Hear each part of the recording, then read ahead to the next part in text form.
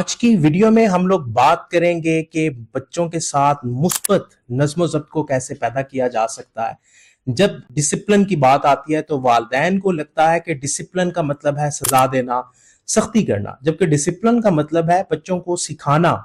بچوں کو سمجھانا، گائیڈ کرنا اور اس کے ساتھ ساتھ ایک مثبت رویے کی بنیاد رکھنا، کیونکہ دماغ کی سائنس کے مطابق بچوں کو سزا کی نہیں بلکہ سکھانے کی، سیکھنے کی اور عمل کو دہرانے کی ضرورت ہوتی ہے۔ تو آئیے دیکھتے ہیں کہ کیسے ہم بچوں کے اندر مثبت نظم و ضبط کو پیدا کر سکتے ہیں۔ تو سب سے پہلے ہم نے بچوں کو سزا کی جگہ سیکھنے پر لے کے آنا ہے، کیونکہ دماغ کے مطابق سزا کا عمل بچوں کے رویے کو وقتی طور پر بدلتا ہے، جبکہ سکھانے کا عمل دیر پا اثر رکھتا ہے۔ فور ایگزامپل، اگر بچہ کوئی غلطی کرتا ہے تو اسے روکنے کے بجائے ہم کہہ سکتے ہیں کہ آؤ دیکھو ہم اسے بہتر کیسے کر سکتے ہیں۔